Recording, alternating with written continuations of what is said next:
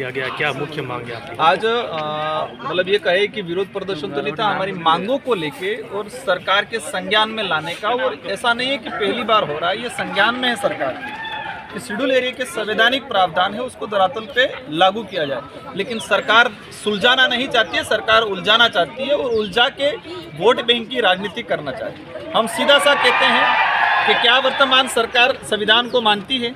अगर संविधान को मानती है तो संवैधानिक जो प्रावधान है उसको लागू करने में उनको दिक्कत नहीं होना चाहिए।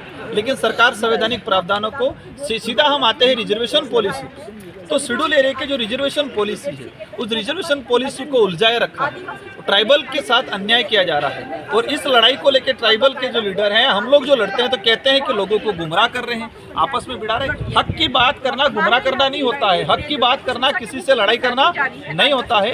ये हमारे भारत देश की पारंपरिक संस्कृति रही है कि हर व्यक्ति को अपने हक की लड़ाई लड़नी है। और वही चीज संविधान भी यही कहता है कि हर व्यक्ति को अपनी अभिव्यक्ति करने का आज़ादी है, मतलब अपनी जो भावना है, अपने जो अधिकार है उनके लिए बात करने का अधिकार है। बिल प्रदेश की मांग भी की जा रही है, किस तरह का क्या है आगे का? बिल्कुल, देखो सबसे पहले ये सवाल पैदा होता है कि बिल प्रदेश की मांग हुई क्यों, हो क्यों रही है? बिल प्रदेश की मांग इसलिए हो रही है कि राजस्थान का सबसे कुपोषित इलाका डूंगरपुर बांसवाड़ा, गुजरात का सबसे कुपोषित इलाका दाहोद, मध्य प्रदेश का सबसे कुपोषित रतलाम झाबुआ, अशिक्षा की दृष्टि से देखा जाए राजस्थान का यही इलाका, मध्य प्रदेश का।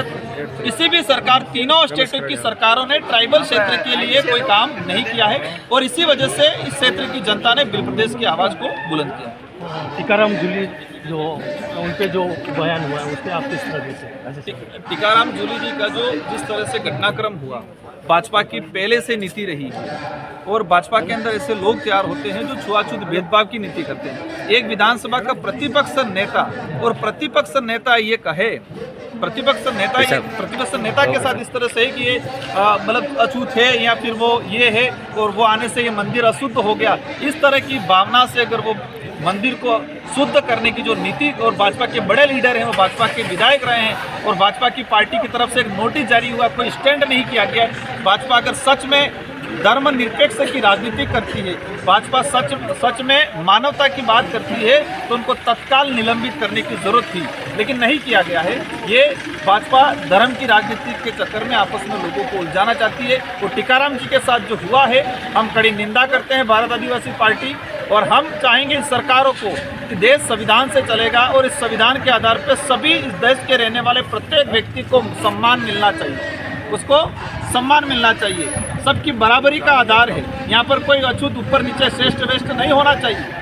लेकिन जो सरकार चाहती है इस फॉर्मूले को लागू करने के लिए, हम उसका कड़ा विरोध करते हैं और देश लेवल पे आने वाले समय में इसका बदलाव आएगा और इस नीति के साथ चलने वाले लोगों को अंजाम भी मिलेगा। वक्फ बिल को किस तरह देखते हैं आप, क्या मानते हैं? वक्फ बिल का जो मामला है, मैं वही चीज़ वापस दोहराना चाहूँगा कि मुस्लिम समुदाय का मामला था, मुस्लिम समुदाय नाराज हो रहा है, एक्सेप्ट, लेकिन इससे ज़्यादा भाजपा क्या कर रही है, हिंदू धर्म के लोगों को खुश कर रही है। अगर कुछ गलत हुआ है, हम सांसद थे, हमको कुछ चीज़ें गलत लगी तो हमने बात रखी है, लेकिन ये हिंदू मुस्लिम का जो माहौल देश में बनाया जा रहा है वो इस देश के लिए घातक है। और वक्फ बिल के मामले में ट्राइबल इलाके के लोगों को गुमराह किया जा रहा है कि ट्राइबलों की ज़मीन ये ले लेगा, वो ले लेगा। 1981 के बाद, मैं दावे के साथ कहता हूँ, शेड्यूल एरिया के प्रावधान जब लागू हुए राजस्थान के अंदर 1981 के बाद 1 इंच भी ट्राइबल की ज़मीन वक्फ में नहीं गई। अगर गई है तो मुझे बताए कि रिकॉर्ड से गई है। ये बात अलग है कि बख्शिशनामा जो हुआ था 1975 के अंदर, सीलिंग एक्ट जो आया, उस दौरान जो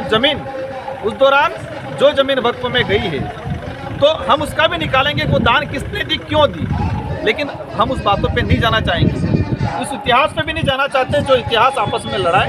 हम शांति चाहते हैं, लेकिन वो मजबूर करेंगे तो हम उस बातों पे भी जाएंगे। हाल ही में लोकसभा में जो सपा सांसद द्वारा जो बयान दिया गया महाराणा सांगा पे, आप भी मौजूद थे। देखो, उस बयान पे मैं किसी प्रकार की कोई टिप्पणी नहीं करना चाहूँगा, लेकिन यही कहूँगा कि बयान आए क्यों।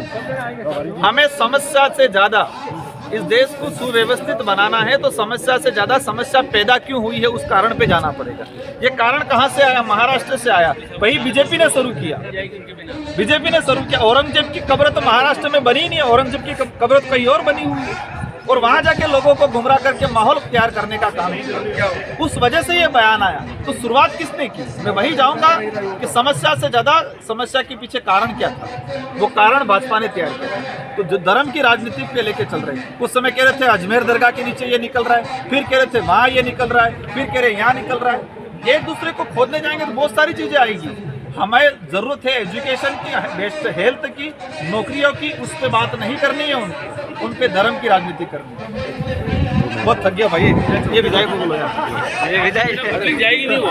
हाँ क्या बाकी ये सारे थोड़े से इस तरफ आ जाओ, को पूछना तो बोल दो। अच्छा थोड़ा इस तरफ आ जाओ, राइट क्यों कह रहे हैं सर? ठीक है आप भी आवाज अरे शुरू हाँ ठीक है जी। वैसे किस जी राजकुमार जी, किसको लेकर आज मांग प्रदर्शन? आज अनुसूचित क्षेत्र आरक्षण मोर्चा के बैनर तले संविधान की 5वीं अनुसूची के अंतर्गत जो संवैधानिक प्रावधान है, इन प्रावधानों के तहत प्रशासक व्यवस्था जो नौकरियों के अंदर जो रिजर्वेशन जो लागू होना चाहिए था वो लागू नहीं हुआ है, उसको लेकर संवैधानिक जो प्रावधान धरातल पर लागू करने के लिए अनुसूचित आरक्षण मोर्चा के तहत और रैली का आयोजन किया गया था। आज वर्तमान में डबल इंजन की सरकार है, लेकिन शेड्यूल एरिया के संवैधानिक जो प्रावधान है उनको धरातल पे लागू नहीं किया जा रहा है। बीच में सुप्रीम कोर्ट का जो जजमेंट आया था, वो उस जजमेंट अगर सरकार जो चाहती है तो हम कह रहे हैं कि एरिया के हिसाब से डिवाइडेशन किया जाए रिजर्वेशन का। जैसे कि शासन के प्रशासनिक व्यवस्था के अंदर जो अधीनस्थ सेवा से ऊपर की जो सर्विसें है, RS मेन की जो सर्विसें हैं, तो राजस्थान का जो 13% है उसमें एरिया के हिसाब से अनुसूचित क्षेत्र का जो हिस्सा बनता है, अनुसूचित क्षेत्र की जो ट्राइबल पॉपुलेशन है उस आधार पे 6-6.5% अलग से कर दिया जाए। वही चीज़ शहरी वाला जो इलाका है और गराशय वाला जो इलाका है, तो ट्राइबल मतलब राजस्थान के 13% जो रिजर्वेशन पॉलिसी है उसको मुख्य रूप से क्षेत्रीय आधार पर बंटवारा कर दिया जाए, लेकिन सरकार वो नहीं करना चाहती है। सरकार उन उप समूहों में बांटना चाहती है और उप समूहों में बांट के आपस में लड़ाने का जो प्रावधान का, जैसे सरकार कह रही है बिल अलग करो, मीणा अलग करो। अब यहाँ पर जो बांसवाड़ा, यहाँ पर जो खेरवाड़ा का जो मीणा लगा रहा है, जो बिल है, लेकिन रिकॉर्ड में मीणा लगा रहा है। अगर बिल मीणा के आधार पे बंटवारा होता है तो खेरवाड़ा वाला आदिवासी जो बिल है वास्तविक, लेकिन रिकॉर्ड में इसका मीणा है, वो कहाँ जाएगा?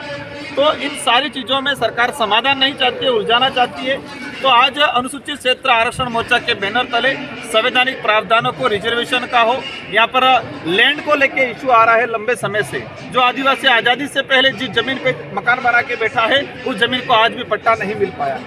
तो ऐसे इन समस्त मुद्दों को लेके आज आरक्षण मोर्चा के बैनर तले ज्ञापन कार्यक्रम सफल आयोजन किया गया। पूरे जिले के सामाजिक पदाधिकारी आए हैं और ये एक सांकेतिक जिला स्तर पे कार्यक्रम हो रहे हैं और जैसे जैसे क्रमबद्ध तरीके से सारे जिलों में कार्यक्रम किए जा रहे हैं, आने वाले समय में संभाग स्तर पे बड़ा आंदोलन किया जाएगा, सरकार को मजबूर किया जाएगा, क्योंकि सरकार की मंशा नहीं है। अगर मंशा होती आदिवासी क्षेत्र के संवैधानिक प्रावधानों को लागू करने की तो सरकार लागू कर देती, लेकिन उनकी मंशा नहीं है। अब हमारी जिम्मेदारी है सरकार को मजबूर करे और ये जो आरक्षण मोर्चा जो बनाया है वो अवश्य सरकार को मजबूर करेगा और मजबूर करने के बाद इस इलाके के अंदर संवैधानिक प्रावधानों को लागू कराने का हमारा प्रयास रहेगा।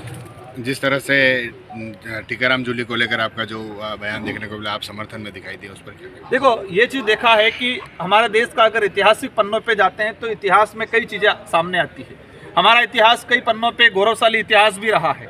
हल्दी घाटी का युद्ध देखो, महाराणा प्रताप, राणा पूजा बिल, हमारे कई सारी चीज़ें ऐसी है। मेवाड़ का इतिहास, इस इलाके का इतिहास देखो या देश का इतिहास देखो। इतिहास के कुछ पन्ने ऐसे भी हैं जहाँ पर जातिगत भेदभावना भी बहुत जोरदार रही है, शिक्षा से भी वंचित रखा हुआ गया है, छुआछूत भी बहुत ज़्यादा हुआ है।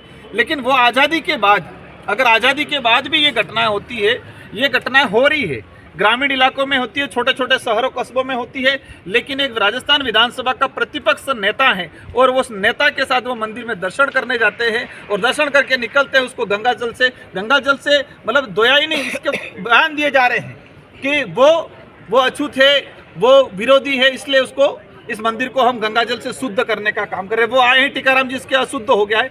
तो इस तरह की मानसिकता भाजपा के नेताओं में अधिकतर रही है और जो वो कहे कि वो छुआछूत भेदभाव वाली, शोषण वाली जो नीति है वो भाजपा के पदाधिकारियों में रही है और वो सामने आ गई। इस चीज़ की हम कड़ी निंदा करते हैं और आने वाले समय में सरकार को भी कहना चाहेंगे कि ये जो आज़ादी से पहले जो हो रहा था, ये देश संविधान से चलेगा, ये देश ग्रंथों से नहीं चलेगा। ग्रंथों का हम सम्मान करते हैं, लेकिन वो संविधान की जगह लेना चाहे वो हम ठीक नहीं मानेंगे। ये देश संविधान के आधार पर चलेगा। इस देश के अंदर रहने वाला प्रत्येक व्यक्ति को स्वाभिमान से अपने हक से जीने का अधिकार है और छुआछूत भेदभाव वाली नीति को जो पार्टियां चला रही है उन पार्टियों को हम आने वाले समय में राजस्थान ही नहीं पूरे देश के अंदर मात देने का काम करेंगे। राहुल गांधी अभी जो कार्यक्रम की जो पोस्ट दी मन्ना लाल जी द्वारा उसमें लिखा गया है कि